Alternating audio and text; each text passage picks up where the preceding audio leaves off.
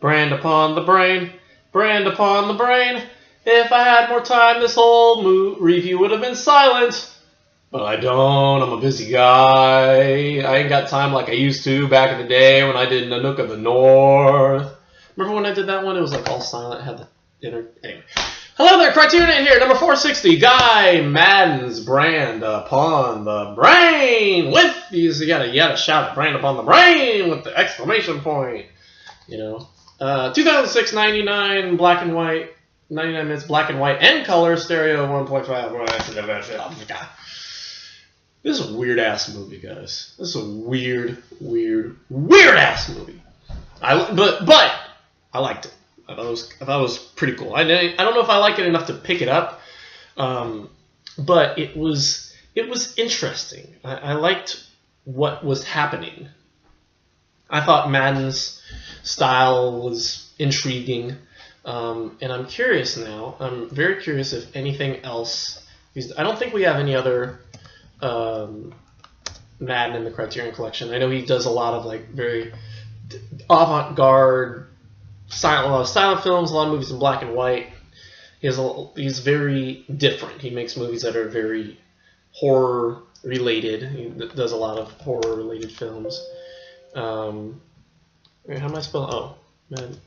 Oh, we have My Winnipeg is in the Criterion Collection. Okay, so we got one more. I thought I remember hearing about My Winnipeg. So that one, we'll get to that one, and that's number 741. So that's gonna be a ways to go.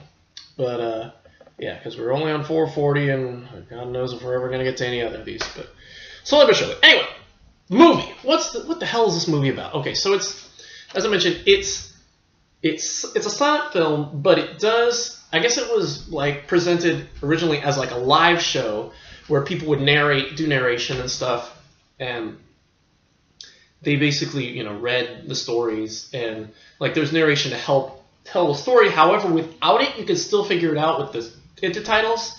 But there's a lot more. But it's easier. It's much easier to figure out with the narration there. And the disc comes with a bunch of different narrations from different artists like Laurie Anderson, John Ashby, Crispin Glover, Guy Madden himself, Eli Wallach. But I think the default was Isabella Rossellini, who Madden worked with a number of times before, or had worked with a bunch of times during his career.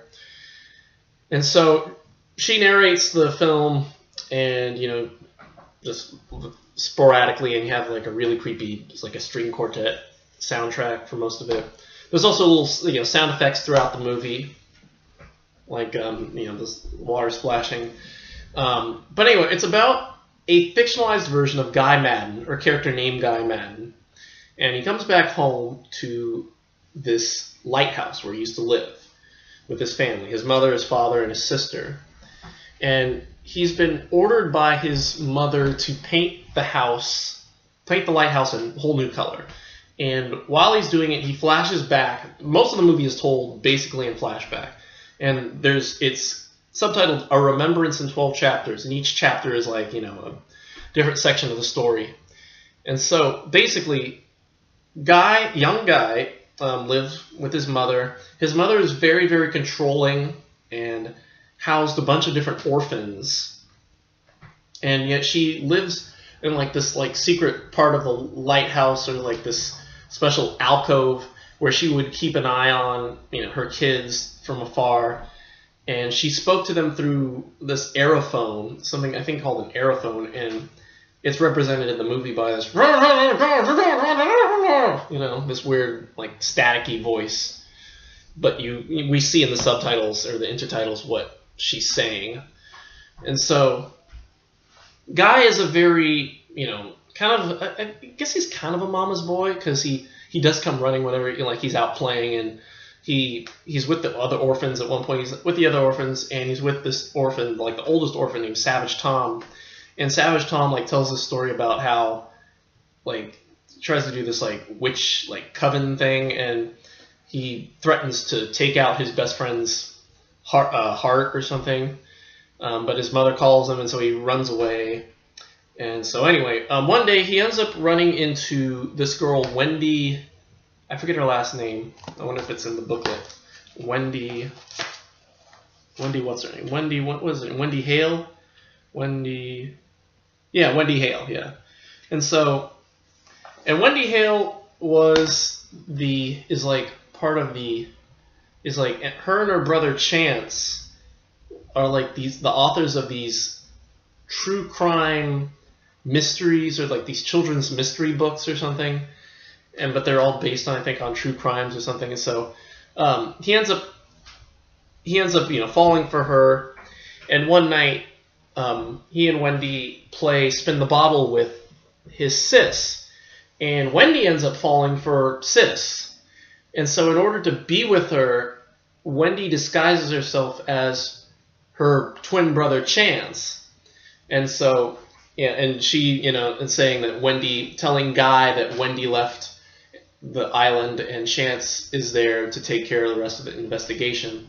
They're investigating why all the orphans on the island have these marks on their neck, like their marks in the holes in the back of their head. And so that's why they're exploring that. And so anyway, Sis ends up falling in love with Chance, and they have a sexual relationship. And of course, when Wendy/Chance is very careful to not try and let her gender be known.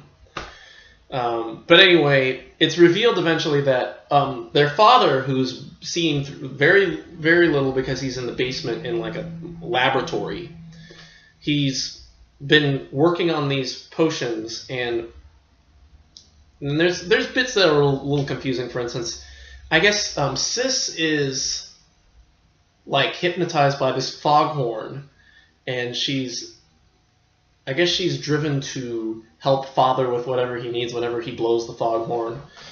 And so it's revealed that they've been taking, like, the father has been taking nectar from the backs of their heads and feeding it to Guy and Sis's mother so that she'll become young. And so at one point he gathers enough and she takes it and she becomes much younger. However, when she has to be a mother and reprimand Guy and Sis for their misdoings, she becomes old again. And so anyway, it's a very, very strange, complicated story. And I'll just leave it at that. I don't want to spoil the rest of it. I will say that eventually Sis does find out the truth about Wendy, but they end up getting married anyway, and yeah, so there's a long story, and I won't spoil the ending, but we'll leave it at that, just because. I do recommend this one. It's a very different movie. I didn't quite know exactly how to feel about it. I knew it would be weird because it's a silent film and it's from 2006, It's a Canadian-produced film, but it was all shot in Seattle with Seattle actresses. So it's a Canadian-American production, I guess, because Guy Madden's a Canadian director. So, yeah, I don't know what to say. I do know, of course, but it's a very weird movie. It was kind of surprising. Not a bad movie. I was never, not quite sure what to think of it, just from the title and just from what I had heard about it and read about it. But it's a cool movie. I would like to maybe watch it again. Maybe watch it again without the narration. Because I feel like the narration did kind of get in the way at times. That was my only criticism about the movie. Or maybe just that particular. Maybe if it was Russell Leamy's voice. I'd like to, check out and see maybe hear Madden's voice doing it. That would be kind of cool.